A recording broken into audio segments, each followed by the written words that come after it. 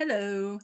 This is a introduction video to the support course that goes along with our Math 3A course. So this course is much simplified. It is a separate course, but it is linked to the 3A. So um, if you take this section, our section of 3A, then you have to take the support course with it. But they are separate courses, they're just linked. The support course is a 2-unit course meant to provide support for 3A. And basically it means, because college algebra is essentially a pre-calculus class without any trig. Um, and so if it's been a while since you've done any math, you might need a little bit of review on some more basic concepts, and that's what this course is for. When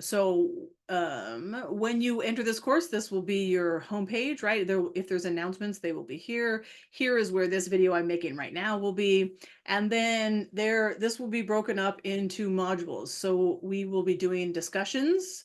We will have mini discussions. I think we will have at least 9, which would be one every other week, and maybe a few more. Maybe I might have one every week. Um, we'll see.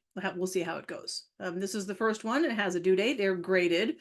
Um, and then, so the way I'm sort of like this course right now only has this stuff. So it's got our first discussion, it's got a little module on fractions, and it's got a little module on order of operations.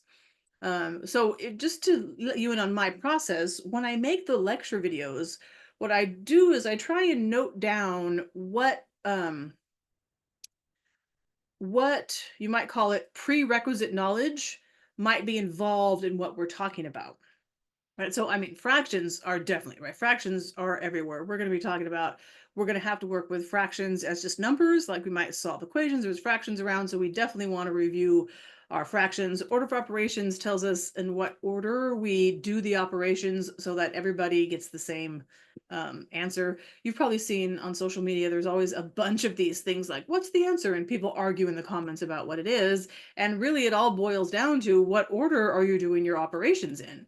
And you can really choose to do it in any order that you like, but if you want to have consistency, we all kind of want to do it the same way. So that's what we want to learn. We want to learn what order are we going to agree to do these things in so that when we do them, we all get the same answer.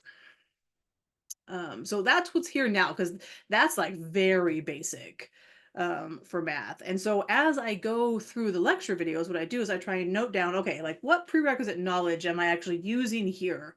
And so then I make a little list, and then I use that list to add to stuff to the support course. That's the goal. So right now, what's here is very straightforward, right? So not talking about the discussions now, but like, so these are video cued assignments. So they're basically assignments where you watch a video and at some point in the video, it'll stop and give you a question you have to answer, right? So that's basically your targeted review. And then there's like a general exercise about fractions where it's like a basic homework assignment. There I don't have it here now, but we will also sometimes have like worksheets where I'll post the worksheet, you will like write it out, then you'll take your picture and upload it. Um, I don't know how often those will happen. I'm thinking, do I have a fraction one? I have to look. If I have a good fraction one, then I will post it here too, right? So that'll be in addition. So you'll have video lessons, and that's how you refresh. And then exercises, that's how you practice. And then worksheets is how you get the real hands-on. If you don't know, there has been a lot of research into how people learn differently and retain differently based on how they take notes and write stuff down. And it has been, I should look at this research and give you the citation because I don't know what it is, but if you write stuff by hand with a pen or a pencil on paper, your brain just does different things. And so writing on paper is actually a very powerful study tool. So instead of just typing everything, write on paper sometimes. So in some of these modules, you'll see worksheets too. Now notice that the way this is organized is by topic. So like notice how in this module called fractions, we've got all these little things. They're due the first week. Um, I'm thinking like, what's the 17th? That's a Saturday. I don't know if I chose Saturday just so it wouldn't be the same as the parent course or not. I don't know. Um, but I also want you to like understand that there is a lot more flexibility in the support course. Number one, it's a pass no pass course. So you don't get a letter grade, you either pass it or you don't. And so in the grading scheme for the and the college sets the grading scheme for pass no pass. If you get 70%, actually that's not true. I can change what is a C, but it's basically if you get a C or better, then you pass the class. If you get anything less than a C, then you don't pass the class, right? So unlike a regular class where you really want to try and fully complete all the assignments to like as close to 100% as you can get, in this class you have a little wiggle room. You can leave some stuff undone. Like if you do, if you've done half of an assignment, you're like, I think I got this. I don't think I need to do anymore. Then you can move on, right? You don't have to do all of everything. Now, of course, if you only do half of everything, that's only 50%, and that might be an issue. But because you only have to reach that 70% mark, right? And the whole point of the support class is to support you where you need it. You have some flexibility with how much of what thing you want to do, right? If you know fractions, if you've got these down and you know them and you don't need to do any work, then maybe just do a little bit of this one, right? And then maybe later on we'll have a module about factoring, and maybe you need to do a little more on that, like maybe you need to do all of that one, right? So you have flexibility there a little bit with how much of this you want to do. You also have late passes. If you click on these, you should be able to use late passes. Let me see what it says. Yes, he's reading late pass. Yeah, so this is due on the 17th. Don't redeem the late pass unless you're like it's past the due date and you know you need more time. No reason to redeem it thinking you'll need more time, but then if you don't, it's gone. So it looks as if these are extending by 2 days, right? So a late pass will extend the due date by 2 days. But this is like important basic information that we are not going to explicitly go over in the class because it's considered prerequisite knowledge, but definitely might need to be reviewed. Um, okay, and there's a syllabus for this course too. It's much simpler than the other syllabus, but take a look and read it. All right, so that's what's there now. And that's what we're going to do. That's what it's for. Oh, what I wanted to say too was as I'm doing the lecture videos and taking these notes on what I think needs to be added to the support course, could be some things that I miss. Like maybe I never noticed, like, oh, there's this one topic that I didn't notice that we had to use. And you're like, hey, every time this pops up, I don't know what to do. Then you can send me a message and say, hey, in the support course, could we go over blah, blah, blah, blah, blah, right? So it would be very helpful if you could do that as we go, right? Like if as you're studying, if you notice like, oh man, here's in this example, you're doing this thing and I don't know how to do that. Just send me a quick message saying, hey, could you add this to the support course? Could you add this to the support course? And that would help me a lot to know what you need and what you want to talk about.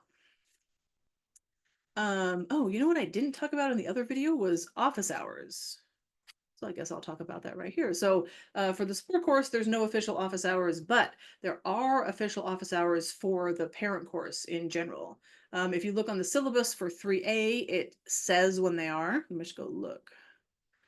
Oh, can I not do this? Hold on. I think I have to leave the student view. Then I can go to different courses. If you go to 3A and you look at the syllabus, and you actually have a navigation thing here. What am I looking at? What were we doing? Just my memory happens sometimes. Oh, office hours. Okay. So virtual office hour Fridays at 11 a.m. That's the plan right now at the beginning of the semester. If that's not a good time for most people, we can definitely change that. But right now we're going to do it. It's on Zoom. Here's the link. And I will start this. This will start not the first week of the semester, but the second week of the semester. So that's the official scheduled office hour for 3A. There's no official scheduled office hour for the 2 or 3S. Um, but that time is flexible. And of course, down here it says, right, if you are not available during that time or whatever time it changes to later, don't worry about that, right? We can still make sure that we can meet outside of that time. There is nothing um, there. You do not have to feel like you can never meet with me because you can't come to office hours, right? Just let me know. Just, like if you're working, maybe like you have a particular time every week that works really well for you. We can find a time that works well for both of us and we can hop on Zoom, and it doesn't have to be some long drawn out thing. We could meet for 15 minutes or something. You could ask your questions, we could be done, right? So it should be easy to connect.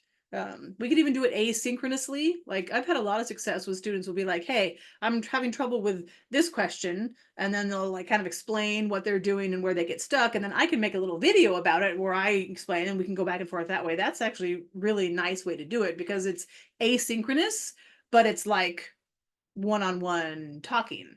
It does take a little longer, but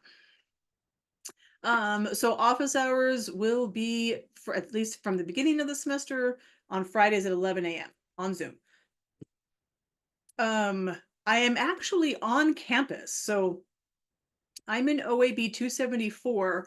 I have an on-campus class in the morning right before that. And so my plan is to just stay in that room and open, and then it'll be empty, and then open the Zoom meeting and then just be in that room for the Zoom meeting. So if you happen to be on campus, feel free to stop by if you want to see me in person. That would be great. All right, so forgot to put that on the other video. So now it's here on this video, but of course you're watching both of them, so it's okay.